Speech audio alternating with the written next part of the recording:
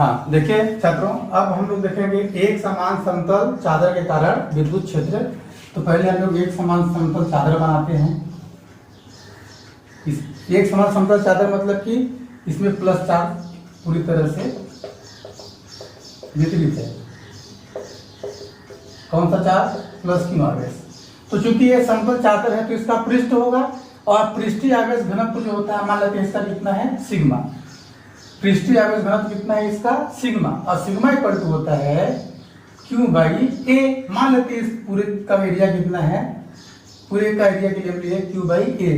तो Q by ए कितने में वितरित हो रहा है? कितने एरिया पे? उसके लिए पृष्ठ आवेश घनत्व प्रति एकांक लंबाई वाले प्रति एकांक क्षेत्रफल में उपस्थित आवेश की मात्रा। तो Q इक्वल टू कितना हो जाएगा यहाँ पे देखिएगा, इसलिए Q इक्वल टू हो जाएगा सिग्मा इंटू ए। अब देखिए जैसे हम लोग उसमें अभी रेखिका के लिए निकाले थे तो लेमडा लिए थे, इसके लिए भी एक हम लोग गॉसियन पृष्ठ बनाएंगे। मान लेते हैं यहाँ पे हमने एक बेलन है, ये एक बेलन की रचना किया।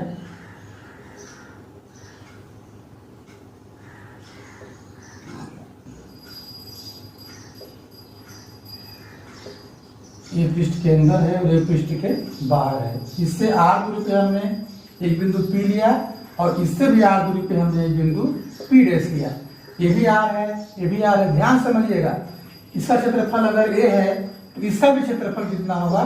a होगा। ठीक है, मान लेते हैं बिंदु O है, तो बिंदु O के इधर भी और बिंदु O के इधर भी एक r और r 2r लंबाई का R प्लस R 2R लंबाई का एक बेलन का रचना किया, और यह बेलन क्या होगा? गॉसियन कहलाएगा। इसमें क्या लिखेंगे? माना एक समान समतल अनंत लंबाई का एक समान समतल चादर है जिसमें कि प्लस क्यू आवेश वितरित है। अब इस पर विद्युत क्षेत्र ज्ञात करने के लिए इसके इस पृष्ठ से के केंद्र O बिंदु से R दूरी पर एक बिंदु P लिया और उससे r दूरी पर एक बिंदु P डैश लिया। अब P डैश बराबर 2r लंबाई का एक बेलन का रचना किया जिसका पृष्ठ गॉसियन पृष्ठ होगा, जिसका पृष्ठ गॉसियन पृष्ठ होगा। अब इसको देखिए, यहां तक लिख, जिसका पृष्ठ गॉसियन पृष्ठ होगा, यहां तक आप लिख लेके रुकिए अभी। इसके बाद हम देख लेंगे गॉसियन पृष्ठ जो होगा इसमें एक क्षेत्र विद्युत क्षेत्र की दिशा किधर होगी? इधर होगी। इसमें विद्युत क्षेत्र की दिशा किधर होगी? इधर होगी। इसमें इधर होगी। अब देखिए क्षेत्र किधर है? इस क्षेत्र का विद्युत वेक्टर भी इधर होगा, इस क्षेत्र का विद्युत वेक्टर भी इधर होगा। मतलब कि ये वाले क्षेत्र से गुजरने वाला फ्लक्स का मान मिलेगा, इस वाले से फ्लक्स का मान मिलेगा, क्योंकि इनके बीच थीटा कोण बराबर 0 है। लेकिन ये वाला जो पृष्ठ है, ये वक्र वाला पृष्ठ, जो बेलन का वक्र वाला बेलन ऐसे रखा है, ये वाला पृष्ठ समानांतर है विद्युत क्षेत्र के, अतः इससे गुजरने वाला फ्लक्स क्या होगा? 0। अतः हम लोग लिख सकते हैं, क्या लिखेंगे? संपूर्ण गॉसियन पृष्ठ से संबद्ध विद्युत लिखेंगे। अतः अब उसके बाद लिखिएगा ना, अतः संपूर्ण गॉसियन पृष्ठ से संबद्ध विद्युत फ्लक्स का फाई ई इक्वल टू हो जाएगा ई ए यहाँ का और ई ए यहाँ का। तो कितना हो जाएगा? ई ए प्लस ई ए, यानी कि 2EA इक्वेशन फर्स्ट। परंतु गॉस के प्रमेय से फाई इक्वल टू होता है Q upon epsilon not. Same वही प्रक्रिया हम लोग लागू करेंगे समीकरण 1 को। सभी जो भी हम गॉस के नियम का अनुप्रयोग करेंगे उसमें गॉस का नियम लगेगा। यदि वो रेखीय है तो लेमडा वाला इस्तेमाल करेंगे, पृष्ठीय है तो ये आयतन वाला है तो मालूम करेंगे। लेकिन अभी हम लोग पृष्ठीय वाला कर रहे हैं समीकरण 1 और 2 से। समीकरण 1 और 2 से, समीकरण 1 और 2 से देखिए क्या हो जाएगा? ये 2EA equal to Q upon epsilon naught. तो E इक्वल टू हो जाएगा Q अपान 2A और एप्सिलॉन नॉट। अब Q की वैल्यू कितनी आई है वहां पे देखिए, Q की वैल्यू कितनी है? Sigma into A। तो Q इक्वल टू लिख सकते हैं हम लोग sigma A upon 2a epsilon naught. तो ए से ए कैंसिल कर देंगे हम लोग, तो ई इक्वल टू होगा सिग्मा अपॉन 2 एप्सिलॉन नॉट। ये हो जाएगी विद्युत क्षेत्र की तीव्रता अनंत लंबाई के समतल चादर के कारण विद्युत क्षेत्र की तीव्रता हमारी ये आ जाएगी। ये बात समझ में आपको आ गई होगी अच्छे से। ये होता है सिग्मा अपॉन 2 एप्सिलॉन नॉट। ठीक है बच्चों,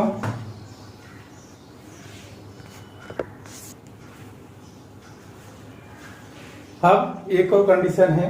अगर हमने रेखावत देख लिया, समतल चादर के लिए देख लिया, अब देख रहे हैं गोले के लिए। ठीक है कि एक समान आवेशित गोले कवच के कारण, तो मान लेते हैं डायग्राम बनाएंगे यहाँ पे।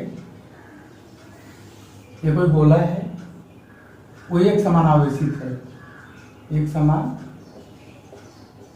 क्यों आवेशित है? केंद्र O है, O से इसकी त्रिज्या कितनी है मान लिया हमने, कैपिटल R त्रिज्या का एक गोला है जो कि आवेशित है। इसके अनुसार हमने ऐसा बना दिया। तो इसके कारण जो विद्युत क्षेत्र होगा वो कितना होगा उसको हमको ज्ञात करना है। तो गोली कवच है, याद रखिएगा। क्या है गोली कवच? मतलब अंदर क्या है? खाली है, कवच है, केवल ठोस गोला नहीं है। तो इसके कारण हमारी 3 स्थितियां आएंगी। देखो, एक स्थिति आएगी कि गोले के बाहर यहाँ पे कोई बिंदु है, इस पर विद्युत क्षेत्र कितना होगा, बात समझ में आ रहा है? या तो गोला पर, गोले के पृष्ठ पर विद्युत क्षेत्र कितना होगा, दूसरा कंडीशन। तीसरा ये कि गोले के अंदर जो विद्युत क्षेत्र है वो कितना होगा, ये हमको फाइंड करना है। तो हम इसको 3 स्थितियां बनी इसके लिए, तो तीनों स्थितियों के लिए हम लोग निकाल के देखते हैं। तो मान लेते हैं O से P की, यहाँ पे हमने एक बिंदु लिया, एक बिंदु क्या लिया है हमने, P। तो चूंकि O से P बराबर हमने R लिया और OP बराबर R त्रिज्या मान के हमने एक गोले का पुनर्रचना किया। इसका पृष्ठ क्या होगा भाई, आपको पता है, गाउसियन पृष्ठ होगा।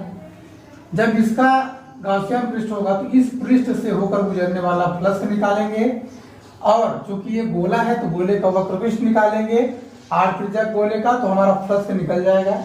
और उसमें हम लोग 2-3 कंडीशन का मान, जैसे हम लोग बिंदु आवेश के लिए निकाले थे, तो बिंदु आवेश से माने थे, तो हम यह नहीं मान सकते कि बिंदु आवेश के कारण ये हुआ, फिर ये भी बिंदु आवेश के कारण हुआ। तो गोला जो होता है, गोले का संपूर्ण आवेश कहाँ होता है? ऐसा लगता है कि उसके केंद्र पे विद्यमान है, लेकिन आवेश के बाहर चारों तरफ वो वितरित है। तो आवेश के चारों ओर, अब देखिए हम लोग इसमें निकालेंगे कि बिंदु P पर, इसको आप लिख लेंगे ना, R त्रिज्या का एक गोला, मान केंद्र O और R त्रिज्या का एक गोला खींचा जो बिंदु P से होकर जाता है, जिसे हम क्या बोलेंगे, यह पृष्ठ गाउसियन पृष्ठ की तरह व्यवहार करेगा।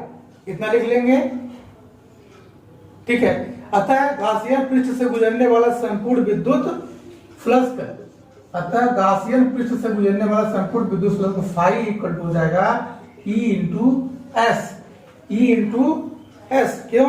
क्योंकि अगर ये बिंदु P है, विद्युत क्षेत्र की दिशा E है, और पूरा पृष्ठ कितना है इसका, S है, तो E और S के बीच बना कोण कितना है, 0 है। तो E into S equal to कितना हो जाएगा, E इंटू एस मतलब गोला, गोले का जो पृष्ठ होता है, संपूर्ण पृष्ठ कितना होता है भाई, 4 पाई R स्क्वायर। तो हो जाएगा आपका phi E equal to 4 pi R square, समीकरण 1। इसी प्रकार हम जानते हैं क्या, परंतु गास के प्रमेय से फाई इक्वल टू होता है Q अपान एप्सिलॉन 0, समीकरण 2। समीकरण 1 और 2 से, समीकरण 1 और 2 से देखिए, E इंटू 4 पाई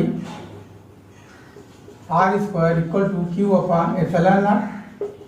तो E की वैल्यू कितनी आ गई, यहां से 1 upon 4 pi epsilon naught Q upon R square. ये आ गया समीकरण 3। ये कहां पे आ गया भाई, यहां पे आप डाल भी सकते हैं फर्स्ट कंडीशन। जब पहला कंडीशन क्या डालेंगे, जब बिंदु P कवच के बाहर हो, जब बिंदु P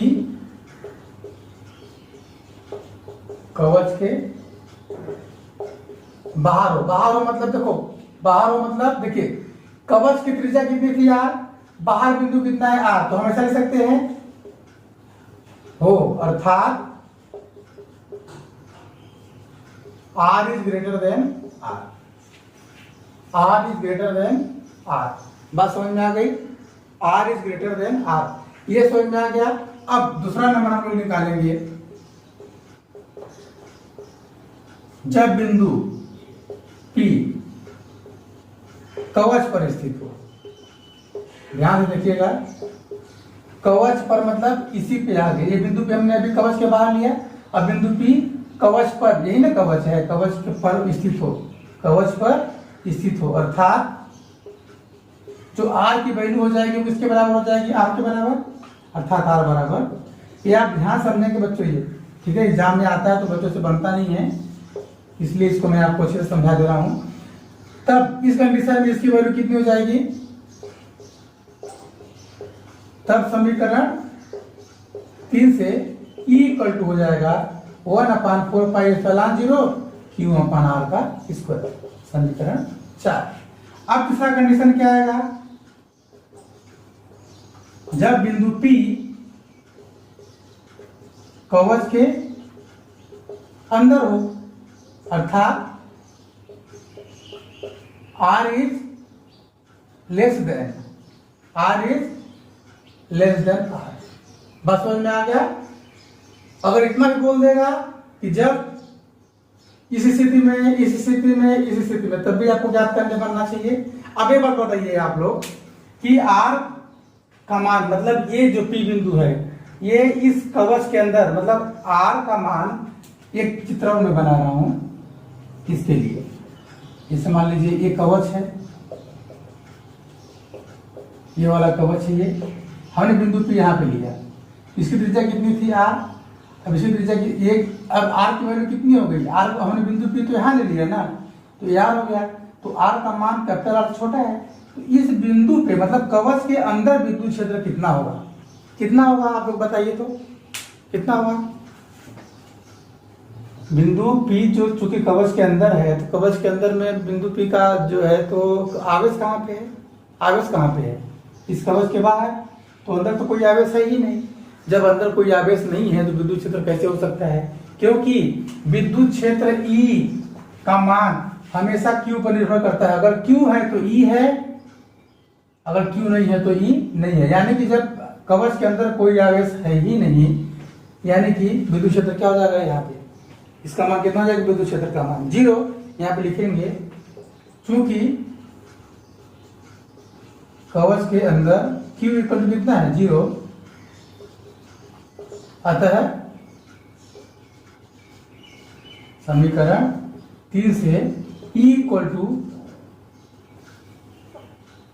1/4πε0 0/r² बराबर 0, यानी कि इस कंडीशन में 0 हो जाएगा। ये तीनों कंडीशन आपको अच्छे से समझ में आ गई होंगी। बिंदु P यहाँ पे माना था, इसको हमें गोला बना लेंगे ऐसे, ठीक है ना, ये तीन चीजें बन गई। इसका ग्राफ अगर बनाएंगे तो कैसा बनेगा, ग्राफ समझ लीजिए थोड़ा सा, यह 0,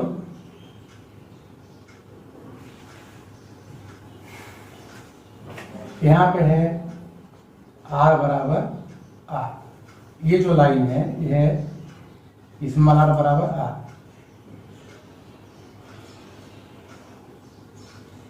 ठीक है ना, ये इसमें R बराबर R की लाइन है। इसके बाद इधर R है और इधर ये लाइन समझ में आ गई होगी, मतलब R से कम, R से कम में, देखिए R से कम मतलब अंदर, अंदर विद्युत क्षेत्र का मान कितना है, R से कम में, पूरा कहीं नहीं बढ़ रहा है, यानी E का मान 0 है। R बराबर R मतलब इस पृष्ठ पर E का मान एक समान है, ठीक है, और R बराबर R से ज्यादा, ये देखो R बराबर, ये जो कैपिटल R है, ये R से ज्यादा, यानी कि इस पृष्ठ पर, इस पृष्ठ के लिए वैल्यू कितनी है, कितनी आई थी, इसी कारण ये तुम्हारा जो ग्राफ हमने बनाया था अभी, वही R बढ़ेगा तो तीव्रता घटेगी, तो इस प्रकार से इसका ग्राफ बनेगा गोली कवच के लिए, ठीक है। ये आप लोग इसको अच्छे से समझ गए होंगे बच्चों। इसी के साथ ये तुम्हारा गोली कवच के साथ ही ये जो तुम्हारा चैप्टर है विद्युत क्षेत्र एवं आवेश, इसका यहाँ तक ही है इसमें। और कुछ न्यूमेरिकल्स बचे हैं, तो न्यूमेरिकल्स आप लोग सॉल्व करेंगे। ये चीजें हैं, न्यूमेरिकल का एक आध लेक्चर हम लेके आएंगे बीच में। ये आपका पूरा कॉन्सेप्ट विद्युत क्षेत्र एवं आवेश का कंफर्म हो गया। अब हम लोग अगला चैप्टर का शुरुआत करेंगे। इसका चैप्टर का नाम क्या है? विद्युत विभव एवं विभवांतर, चैप्टर नंबर 6। ठीक है, धन्यवाद।